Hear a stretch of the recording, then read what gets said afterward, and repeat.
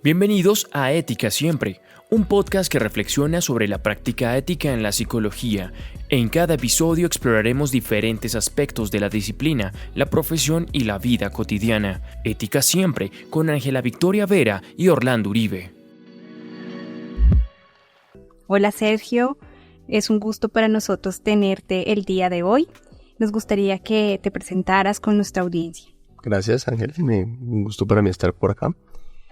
Soy psicólogo, me formé en Francia, tengo un doctorado en la Universidad de los Andes y me dedico actualmente a ser profesor investigador en la Universidad del Rosario en el programa de psicología. El día de hoy vamos a hablar de un tema muy interesante que se denomina Bit Science. Hay otros términos que encontré que es macrociencia. Tenemos una discusión con Sergio, si también es lo mismo de megaciencia. Bueno, estos son dentro de las preguntas que tal vez quedarán para profundizar más adelante. Y en ese sentido, hoy estaremos hablando de este tema porque el profe tiene experiencia en este campo de trabajo que está emergiendo en la psicología en contextos latinoamericanos. Entonces, bienvenido a este espacio y nos gustaría iniciar hablando un poco sobre de qué se trata esto denominada megaciencia o Bit Science. Gracias. Pues en el mundo de la psicología al menos se entiende esto como proyectos de investigación donde las personas que dirigen la investigación no se limitan a recoger datos de una muestra relevante para su investigación que tengan a la mano, sino que hacen esfuerzos para que se pueda recoger datos en muchos lugares diferentes del mundo, en muchos contextos culturales diferentes, de tal manera que se busca mayor generalizabilidad de nuestros resultados, que los resultados de estos estudios no se vean limitados para esto. Es una muestra en ciertos lugares, en ciertos contextos, en ciertas culturas, típicamente occidentales, de países desarrollados, países con alto nivel socioeconómico y demás, sino pues más diversos, más variados sobre esos aspectos. Lo más usual, digamos, en psicología para esta clase de proyectos es eso. Hay varias ideas que se me vienen a la mente. Primero pensaba en esa idea romántica del científico en solitario, que generalmente nos imaginamos en bata blanca, en laboratorio. Un tipo blanco muy despelucado, ¿no? Sí. Vienen como esas imágenes, ¿no? Viene también esas ideas de que es una persona que está como muy comprometida, no significa que en otros espacios no, pero es como esa persona que está comprometida con descifrar ella, es una persona, y ella sola, esos enigmas, esas preguntas científicas, ¿no? Entonces siento que cuando nos hablas de este espacio de macrociencia, implica equipos de numerosos investigadores, implica equipos que deben articular muchas fuerzas para resolver problemas de investigación. Entonces nos empiezan a plantear otras dinámicas de generar y producir conocimiento. Y creo que eso va a representar en algún momento no solamente, bueno, ya se están viendo cambios a nivel histórico y también sociológico de frente a cómo trabajamos como seres humanos para generar conocimiento científico y tecnológico. Y todo esto como para preguntarte y ampliar un poco, bueno, como desde tu experiencia, ¿qué otros elementos caracteriza este tipo de proyectos de investigación? Creo que en ese sentido que mencionabas de pues esta idea como muy típica de la persona que hace ciencia como normalmente un hombre que está solo por allí, en un lugar aislado y que es como la única persona en el mundo que es capaz de entender un problema particular, pues eso sabemos que es falso. Y en esta clase de proyectos es cada vez más evidente que es falso porque se trata más bien de un grupo de personas que pueden ser cientos de personas que se están coordinando alrededor de un mismo problema, que están poniendo en común recursos, opiniones, que están discutiendo alrededor de un proyecto, cómo recoger unos datos, cómo analizarlos, qué se puede concluir sobre ellos y demás.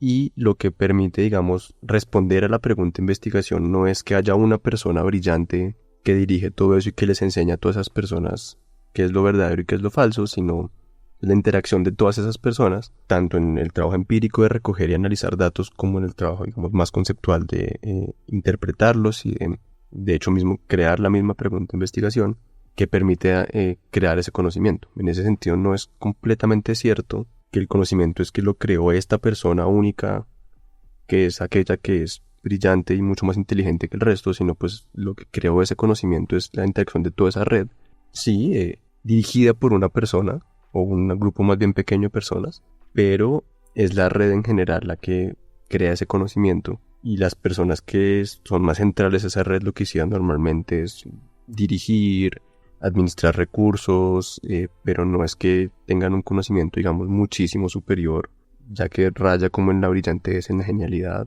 no necesariamente. Claro, pensaba si pronto esto siempre ha estado presente, solo que ahora es más visible.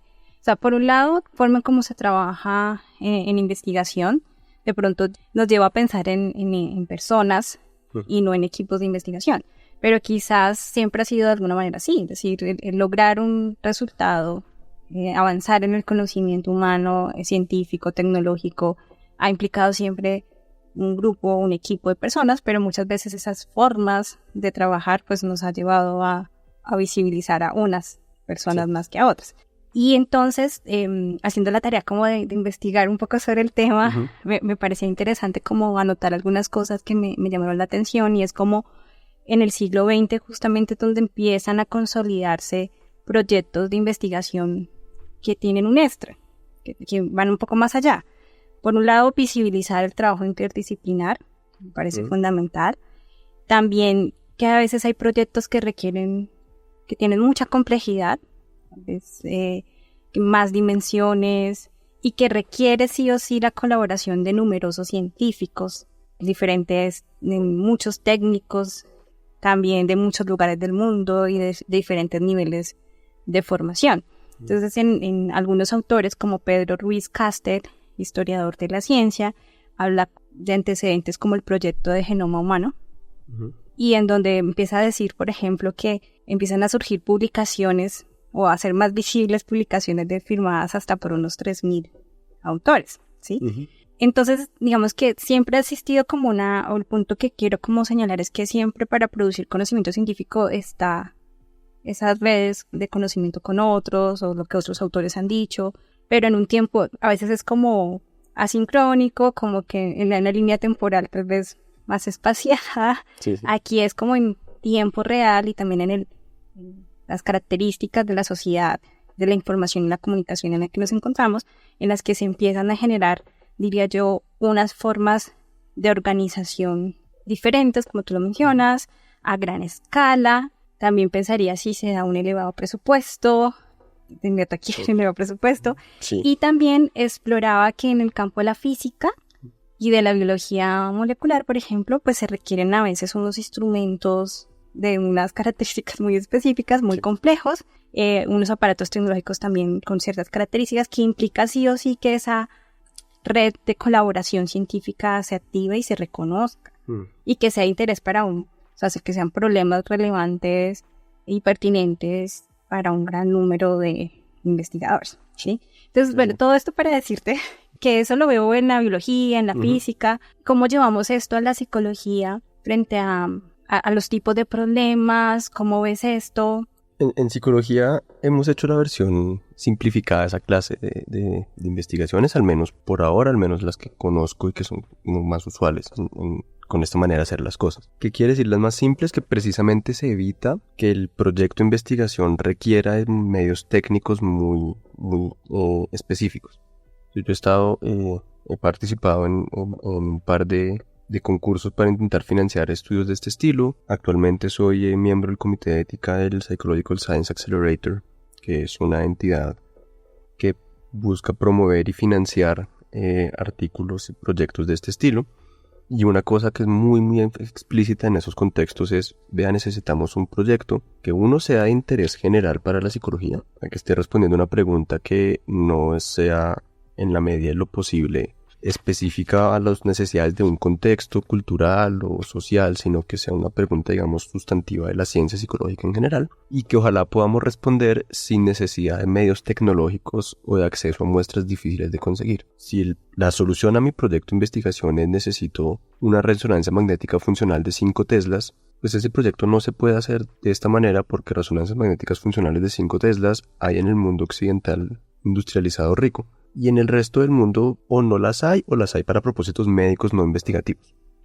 y entonces pues simplemente no se va a poder realizar el estudio por esa limitación tecnológica. Entonces precisamente lo que se intenta es necesita un proyecto muy simple que se pueda implementar con acceso a internet, con computadores o tablets o cosas así, poco más, nada mucho más complejo, de tal manera que los sitios donde hay muchos recursos de investigación pues puedan implementar el estudio, y sitios donde hay muy pocos recursos de investigación puedan potencialmente implementarlo, porque lo que necesitan es algo relativamente simple y fácil de conseguir.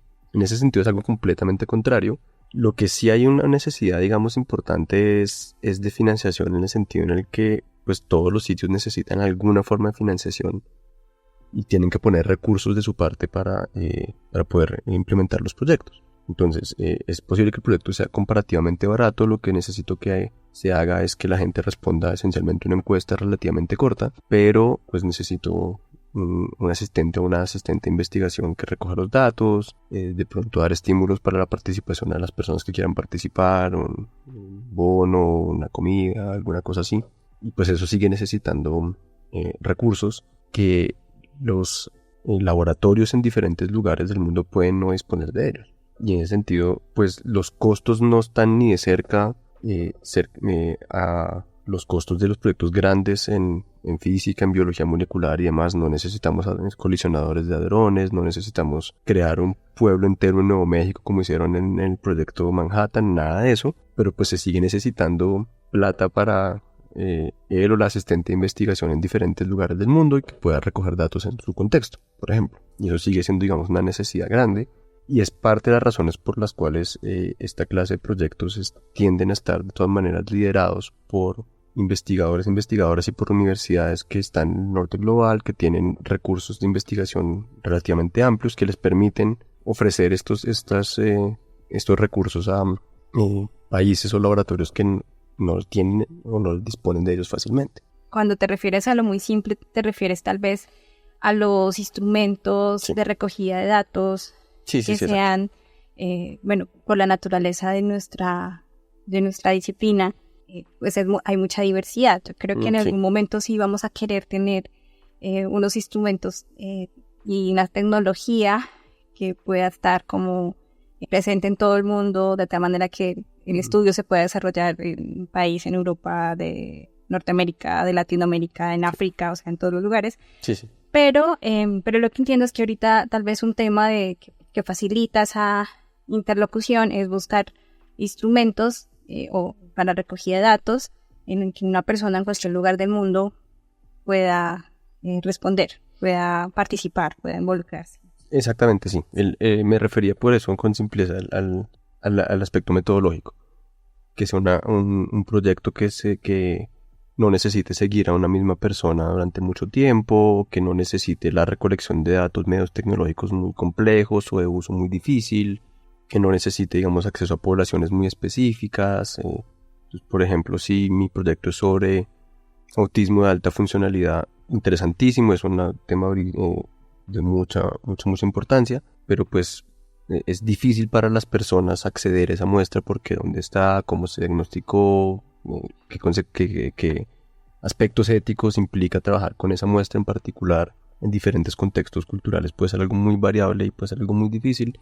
Esa clase de criterios son los que hacen que las personas no quieran hacer esos estudios con esta metodología, digamos, de masiva, porque implican mayores dificultades de lo que típicamente se haría en esos contextos, tantas que simplemente es posible que no sea factible hacerlo en la inmensa mayoría de los lugares. Es decir, que cuando hablamos, tal vez sería interesante profundizar un poco más en los problemas de investigación y que nos ilustres sobre cuáles son esos, o han sido de tu experiencia algunos ejemplos de qué estamos hablando cuando hablamos de science, por ejemplo.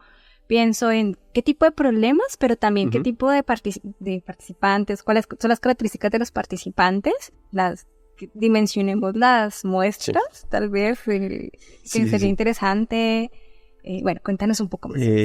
Los proyectos que conozco sobre eso tienden a ser proyectos más bien en psicología social de corte muy experimental. Entonces he estado involucrado en uno sobre el efecto de exhibir lágrimas en intención de comportamiento prosocial, intención de ayuda. Entonces el protocolo de análisis de recolección de datos era súper simple. hay una encuesta online y te muestran la foto de una persona que tiene o no tiene lágrimas en su cara y te dan una historia chiquita de por qué esa persona está llorando o no está llorando. Entonces mostramos una persona como yo, por ejemplo, y digitalmente se le pone o no se le pone lágrimas en su cara y te contamos una historia de Sergio, esta persona, no le damos nombre, está llorando porque le fue infiel a su pareja y su pareja se enteró y su pareja decidió terminar la relación. ¿Cuál es qué tan cercana te sientes a esa persona? Medio cuantitativamente, qué tanto tienes intención de ayudar a esa persona o responder a esa evidente necesidad o esa evidente tristeza de esta persona y cosas así. Y lo que se cambia son aspectos específicos de ese contexto. Entonces, la cara que está llorando está o no está llorando, la cara que está llorando es un hombre o es una mujer, la historia por la cual está llorando es una cosa que es una transgresión, como la que acabo de decir, está llorando porque es que fue infiel y le descubrieron. Las personas tienden a pensar que eso es una cosa mala, que uno se le infiel a su pareja, o por una cosa, digamos, más aceptable socialmente. Esta persona está llorando porque su mamá murió recientemente. Y miramos cómo todas esas variables están relacionadas con intención de ayuda, con empatía hacia esta persona que está aparentemente llorando y demás. Fíjense entonces que son estudios relativamente simples en el sentido en el que pues eso es tener a una persona enfrente a un computador, responder la encuesta y estuvo nada mucho más complejo. Se manipulan aspectos muy específicos de la información, el género de la persona que llora, la razón por la cual está llorando, cosas así. Y esto es relativamente fácil masificarlo, porque lo que yo puedo hacer para recoger datos en muchos lugares del mundo es coger exactamente lo mismo y lo que hago es simplemente adaptar en términos de lengua y cultura los materiales. Entonces tengo la misma persona, solamente que en vez de tener todas estas instrucciones en español en Colombia, las traduzco al francés. Y me pongo más específico y la traduzco al francés que hablan en Francia o al francés que hablan en Senegal porque no es el mismo francés. Y así. Eso, bueno, es la clase de cosas que se harían. Termina uno con muestras bastante amplias en términos culturales, al menos entendido cultura como pertenencia a diferentes países. Muestras muy grandes en términos de cantidad de personas. He visto estudios que tienen 100.000, 200.000, 500.000 personas a nivel mundial. Es una cantidad de personas pues que si fuera cada persona a recoger por sí misma, pues no terminamos nunca. Si yo quisiera recoger 500.000 personas en Bogotá, ¿cuánto tiempo me demoro en recoger esos datos? Es absolutamente impensable. Y esto, digamos, permite pues tener mayor variabilidad cultural y en ese sentido preguntarse por una cosa que siempre nos ha interesado en psicología, pero que es muy difícil de distinguir y de evaluar empíricamente, al menos en términos cuantitativos, que es cuál es la eventual diferencia o influencia cultural en los fenómenos que estamos evaluando. Es trivialmente cierto que más o menos todo proceso psicológico está influenciado por cultura, somos seres biopsicosociales, y en la parte social pues implica culturas, sin duda, pero esta clase de estudios lo que nos permitiría saber es, bueno, qué tanto diferencias culturales están asociadas con diferentes aspectos de esta realidad que yo quiero ver. Entonces, si yo tengo una sola muestra en Estados Unidos a quien le hago pasar ese estudio, los resultados que yo tengo sobre ese estudio son explicados por la cultura estadounidense específicamente o porque es un proceso, digamos, típico de la especie humana en general, no tengo manera de distinguirlo. Si en cambio tengo el mismo estudio en 20, 30, 40 países diferentes, puedo ver si este fenómeno, por ejemplo, intentar ayudar a las personas que están llorando es algo universal o no. Si lo es. Los resultados de este estudio dan a entender que sí es una cosa. Las personas tendemos a ayudar más a las personas que lloran que a quienes no lloran en todo contexto. Y qué aspectos de ese proceso cambian según cultura. Y lo que cambia en ese ejemplo, según cultura, lo que cambia es en buena medida el efecto de por qué lloran las personas y a quién ayuda uno. En diferentes contextos culturales es más aceptado socialmente ayudar a una mujer que llora que a un hombre que llora. Típicamente contextos un poco más desiguales en cuanto a género y desiguales en cuanto a recursos económicos. Y también hay distinciones sobre el efecto de la justificación de llorar. Hay algunos contextos muy colectivistas, donde la gente simplemente ayuda, la gente que llora a secas. Otros contextos donde uno ayuda más, sí entiende que la razón por la cual la persona está en necesidad de ayuda es algo que no es culpa de ella, que es algo moralmente justificable. Yo te ayudo si estás llorando porque tu mamá murió. Ahora, si estás llorando porque le fuiste infiel a tu pareja, ya no te ayudo. En algunos contextos culturales, no en otros. Fíjate que allí tenemos manera de distinguir pues, qué aspectos de la cultura, si son cuestiones de desigualdad, de género, de económica, colectivismo y demás, están influenciando este proceso psicológico y en qué sentidos. Esa es la clase de cosas que se buscan hacer en esta clase de estudios. ¿Tienes preguntas o dudas sobre la ética en psicología? ¿Quieres compartir tus experiencias o conocimientos? Escríbenos a través de nuestras redes sociales o correo electrónico. En Ética Siempre aportamos a la reflexión ética en psicología. A partir de lo que dices con relación a los materiales, por ejemplo, y a los instrumentos que usan, creo que ahí podríamos estar hablando de un aspecto ético bastante relevante, Sí, como ya para entender muchísimo, materia, sí.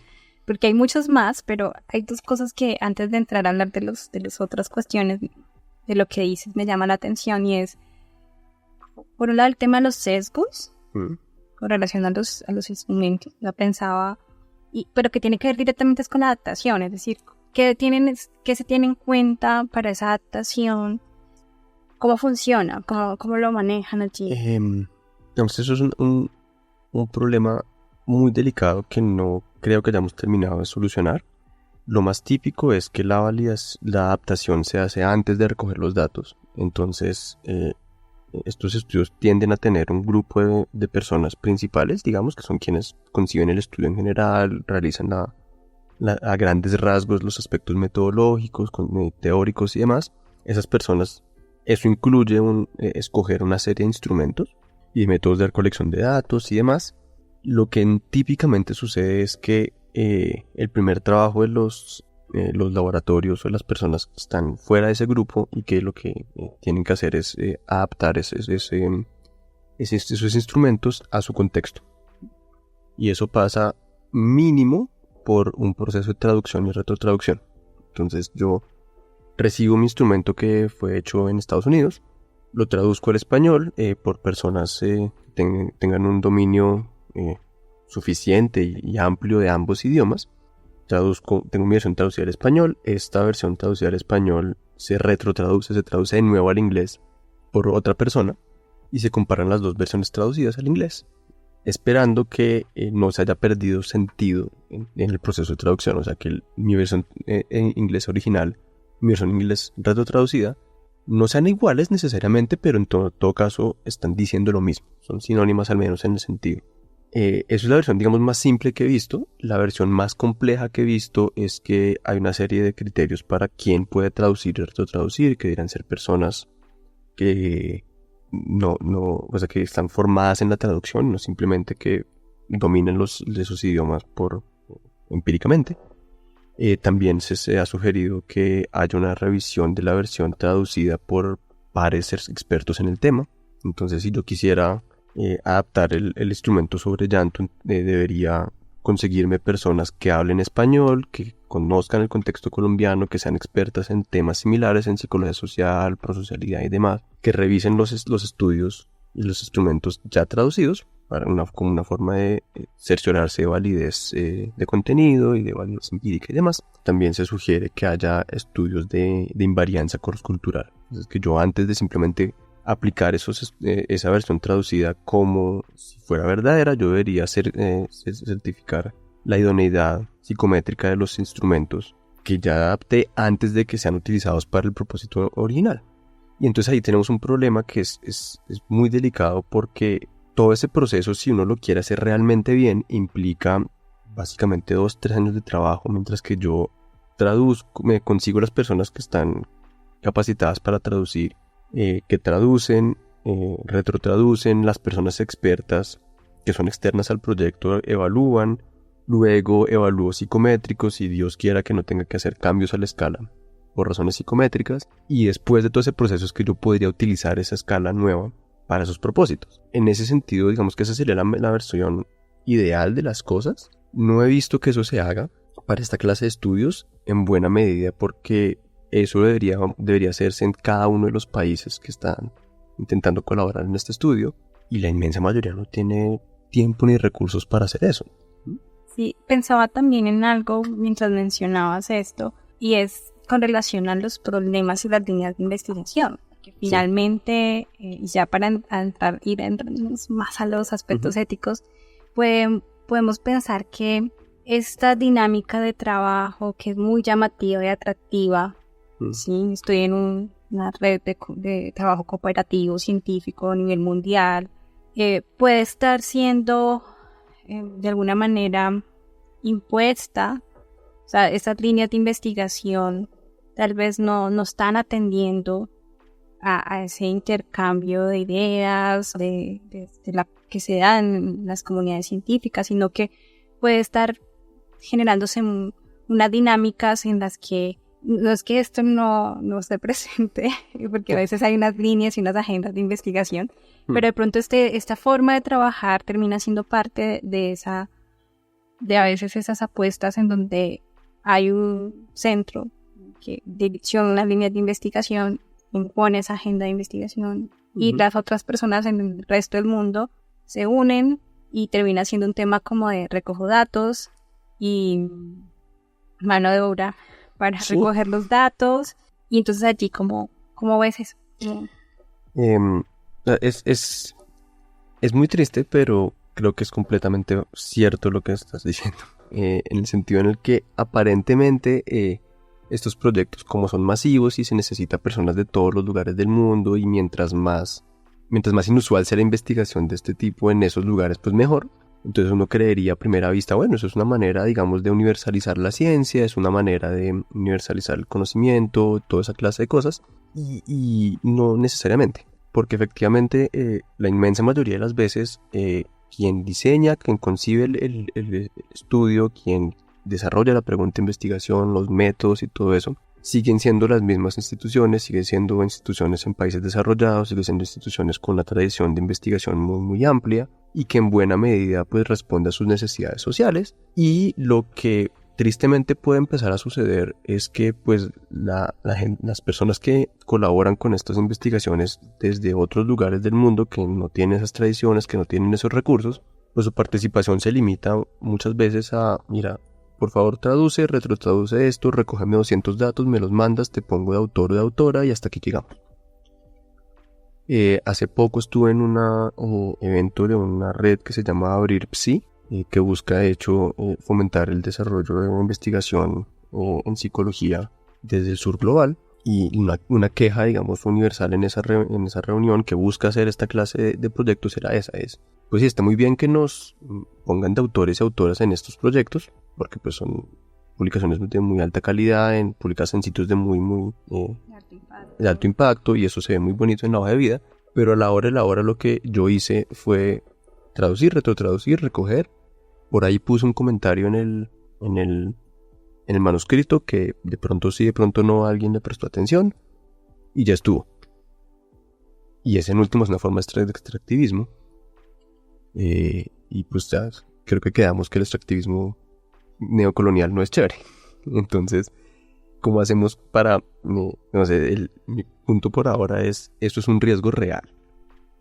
Y es cierto que obedece a que pues no es posible que todas las 300, 500 personas que estamos trabajando en el proyecto tengan voces igual de importantes, porque no hay manera de coordinar un grupo donde 500 personas lideran, pero sí es cierto que eso se puede prestar muy fácilmente para, digamos, que haya investigadores e investigadoras de primera y segunda clase, y las personas que dirigen esta clase de estudios son las de primera clase, y las de segunda clase lo que hacemos es recoger datos, y eso pues es replicar una manera de hacer las cosas de una problemática muy, muy colonial y muy, muy desigual en cuanto a recursos económicos, y no, eso no nos hace muy felices tampoco. Claro, si pensamos en las ventajas y en la dinámica del mundo en el que estamos en este momento, esa es una forma de trabajar que está en expansión, que se está promoviendo, que tal vez hay un artículo que revisaba de unos autores mexicanos, María Elena Luna y Francisco Collazo, que ellos hacían una reflexión y un análisis de las dinámicas de Bit Science en México, en el caso de la física. Okay. Mientras leía el artículo decía, ay, qué interesante hacer uno de esto en unos años con la psicología, ¿no?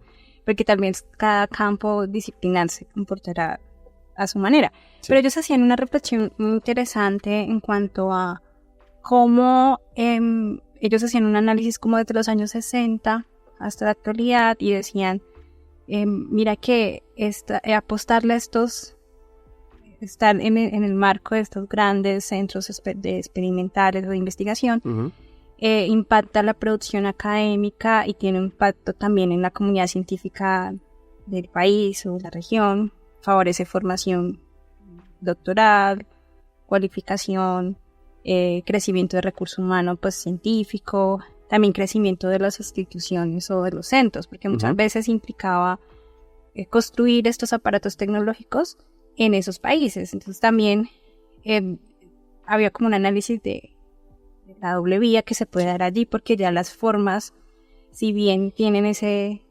balance que tú mencionas y que también es problemático del extractivismo, parece que hay escenarios de cooperación en donde ambas partes ganan, no solamente en el tema de voy a recoger datos sino que es que en ese intercambio hay toda como un marco también que protege y que favorece claramente a los diferentes equipos en el mundo que se unen, donde quizás no están en igualdad de recursos tecnológicos y otras cosas. Entonces, estar en este proyecto va a permitir formar investigadores de la región en estas dinámicas, con estas técnicas y metodologías, pero también a veces va a implicar inversión en laboratorios, y bueno, se generan como otros elementos allí, que me parecen muy interesantes. Entonces no sé qué otras ventajas tal vez tú en psicología, hoy en psicología, ¿cómo lo ves? O todavía dices, porque puede ser que estemos en un momento en el que eso todavía no está tan claro. Yo creo que eso todavía no está tan claro, al menos en mi experiencia personal, precisamente porque como se buscan que sean proyectos muy simples en lo metodológico, que no requieran de grandes inversiones y demás, pues tampoco está esa ventaja que le quedaría a los laboratorios posteriormente. En estos estudios originales, yo quiero meterme en esta red que estudia diversos aspectos en física y para eso necesito estos equipos. Se hace una inversión, queda el equipo instalado in situ y ese puede ser utilizado para investigación posterior ya independiente. Aquí no es tanto así porque como los medios son muy simples, necesito que respondas una encuesta online. Pues tú ya tienes un computador, en el computador que ya tenías, haces pasar la encuesta online, recuperas los datos, analizas los datos, bueno, ni siquiera analizas los datos, recoges los datos, los mandas a que sean analizados centralmente y pues quedaste al final del cuento con el mismo computador que tenías antes, que se quedó en el país, digamos, del sur global después de este estudio, pues una autoría. Es un riesgo grande. Hasta ahora lo que he visto es que la mayor parte de las veces funciona así.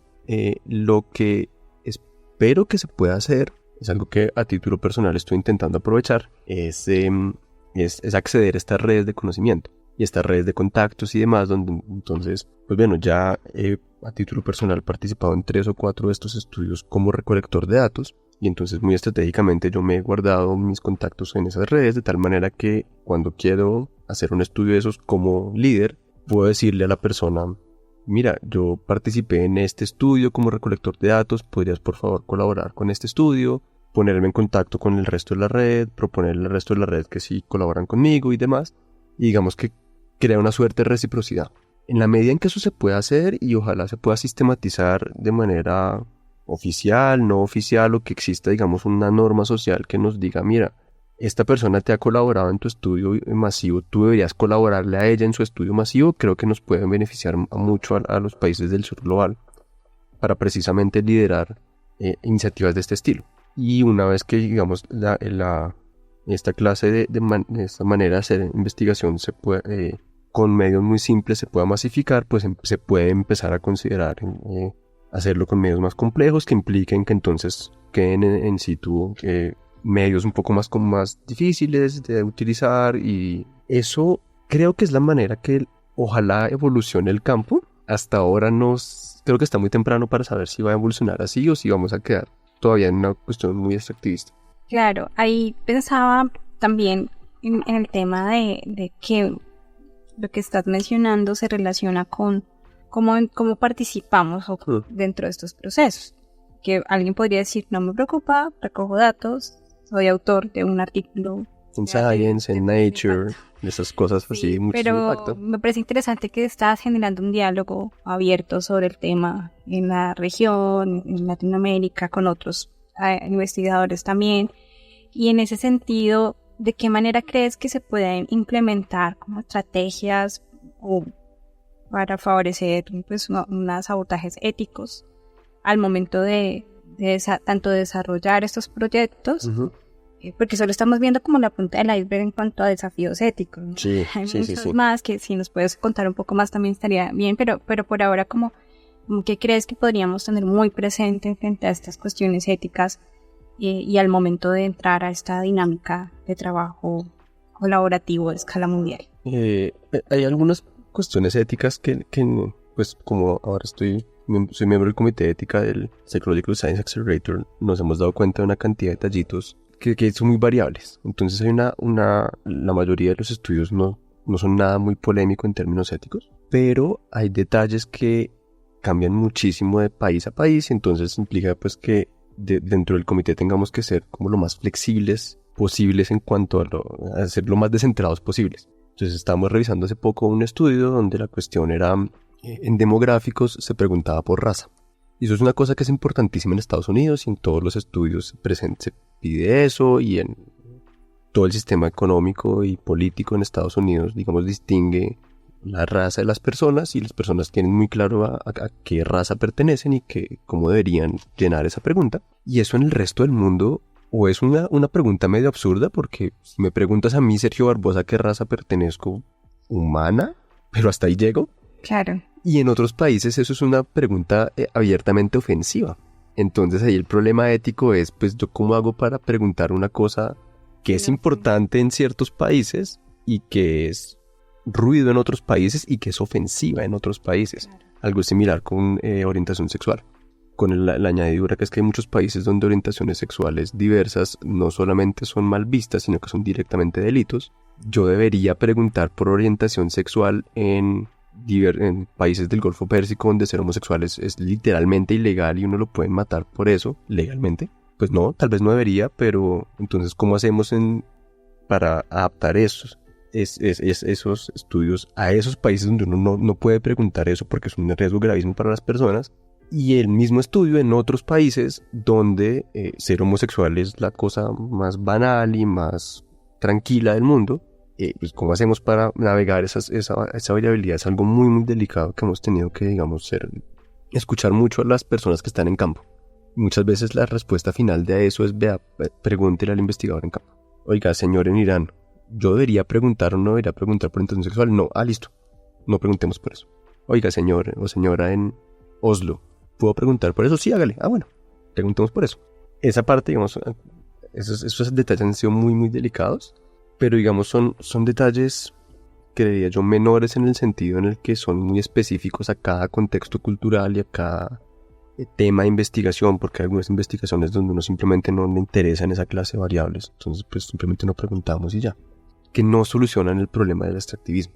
El problema del extractivismo yo creo que no nos hemos terminado de dar cuenta de cómo funciona eso todavía. Creo que la manera de solucionar eso sería intentar tener al menos unas normas sociales implícitas sobre reciprocidad. Las personas, he escuchado gente que, por ejemplo, propone que yo debería revisar más artículos de los que mando, de tal manera que, digamos, no estoy contribuyendo a la falta de revisión de artículos, y si estoy llenando las revistas de artículos para ser revisados. Tal vez algo similar con esta clase de estudios, ¿no? Yo debería colaborar con más estudios masivos de los que yo propongo. En la discusión que hemos tenido hasta el momento, puedo ver que hay unos riesgos y unas implicaciones éticas en diferentes niveles. Uh-huh. O sea, por un lado está con relación a los investigadores mismos en las diferentes partes del mundo y esa relación que se establece vertical, horizontal con las personas que lideran, en los equipos que lideran. Vertical, sí. Pero también hemos discutido un poco sobre asuntos éticos también que se complejizan y que aumentan en escala así gigante, que tiene que ver con todo el tema de la integridad y la calidad de los datos, con lo que hablábamos de los instrumentos, un poco. Sí. La seguridad de los datos también ahí, pues un tema, me imagino que también de mucha discusión que no alcanzaríamos a abordar el día de hoy. Sí. E incluso pensaba en el tema de la responsabilidad de los investigadores, como de, y si las cosas no funcionan, ¿quién asume la responsabilidad? Sí. Eso es una cosa terrible porque estaba pensando cuando estaba hablando en casos de fraude. Pues si yo soy la persona que lidera el estudio grande en 100 países diferentes y en el país 135, alguien se inventó datos, y alguien cometió fraude científico de datos, inventó los datos desde ceros. Yo como líder de eso, ¿qué tan responsable soy? ¿Qué tan factible es para mí de hecho hacer auditoría y estar cerciorándome que las personas no están inventándose datos o no están incurriendo en otras prácticas muy polémicas? Y en caso de que se sepa que hubo fraude en ese país y en otro, ¿qué tanto es mi responsabilidad como líder versus qué tanto es la responsabilidad de la persona que estaba en sitio y que fue quien de hecho se inventó los datos y quien de hecho cometió fraude? No sé, hasta donde sé, no ha sucedido, o en todo caso no ha sido muy público que haya identificación de casos de ese estilo. Pero en la medida en que se masifiquen estudios de este estilo, pues eso va a suceder. Es una cuestión de tiempo de que alguien en algún lugar, si no ha sucedido, ya va a suceder, comete esa clase de cosas y entonces tendremos una discusión gravísima de, bueno, ¿y eso es culpa de quién? ¿Quién es el responsable? El artículo se retira, el artículo se modifica. Así es. Es un problema para nuestros yo del futuro. Claro, sí, gracias por acompañarnos en esta entrega de ética siempre. Yo me quedo como con varias ideas de la megaciencia o de la investigación a gran escala y es que sí es un escenario muy interesante para compartir, para participar en diferentes países, diferentes culturas, diferentes universidades, diferentes instituciones. Todo lo que nos has contado es muy interesante. ¿Qué tipo de problemas de investigación se empiezan a germinar en la psicología para apostarle a este tipo de trabajos y que van a ser de alguna manera ciertos caminos que se empiezan a abrir sobre las formas en las que vamos a ir trabajando y vamos aprendiendo, pero también cómo no descuidamos ese componente ético que esté presente tanto para los participantes como para los investigadores. Y la comunidad científica de cada uno de los escenarios que se involucren. Ya para cerrar el episodio, ¿qué te parece clave que nuestra audiencia tenga presente? Y hay una pregunta extra, es que tal vez algunos oyentes quieran decir, qué interesante poder participar les gustaría participar, ¿qué les recomendarías? ¿Qué recomendaría? Hay varios sitios que están desarrollando proyectos de este estilo. El Psychological Science Accelerator tiene en este momento unos 4 o 5 proyectos en diferentes estadios de desarrollo que están liderando con esta clase de metodologías. Su razón de ser es crear, financiar y dirigir proyectos de este estilo. El Open Science Framework y el Open Science Foundation busca hacer algo también muy similar con alguna frecuencia.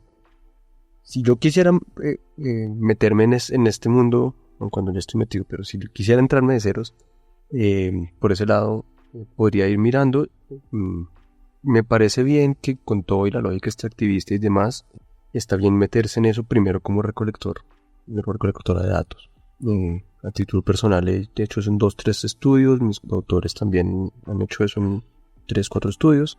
Y ahí es cuando uno empieza a ver, bueno, qué tan grande es el proyecto, cuáles son las cosas que se hacen, cuáles son las cosas que no se hacen, cuáles son, digamos, todas las dificultades que tienen esta clase de proyectos para ser concebidos y ser realizados.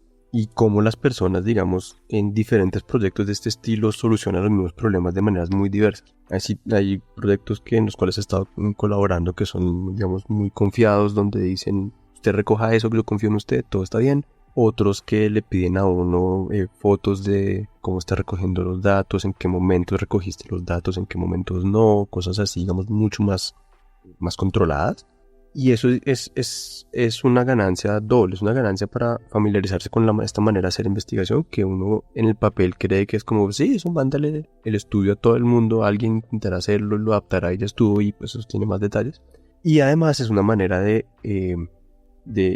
creo yo, espero yo, de granjearse buena voluntad de parte de la red entera, de tal manera que cuando una persona ya quiera dirigir un estudio de estos, pues pueda, digamos, tener alianzas posibles por ahí, en vez de empezar una cosa de ceros.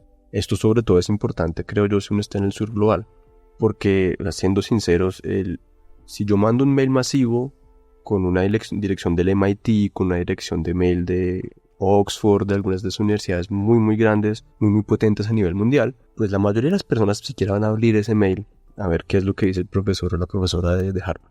Si yo mando el mismo mail masivo a las mismas personas desde un mail de una universidad no tan conocida a nivel mundial, pues la gente no lo va a abrir y entonces no puedo acceder a potenciales personas que quieran colaborar conmigo. Una manera de solucionar ese problema, creo yo, que es involucrándose primero como revisión, como recolector y de datos, para luego llamar más la atención cuando uno quiera, digamos, dirigir un proyecto de estos. Esto es, en todo caso, la estrategia que estamos haciendo con mis coautores en este momento. Tiene cara de estar funcionando, afortunadamente. Entonces, tal vez sea una buena manera de avanzar. Sergio, muchas gracias por acompañarnos en este episodio. Para nuestra audiencia, en la descripción dejaremos algunas referencias y algunos enlaces de las recomendaciones que nos ha hecho el profesor Sergio Barbosa. Muchas gracias. Esto es Ética Siempre.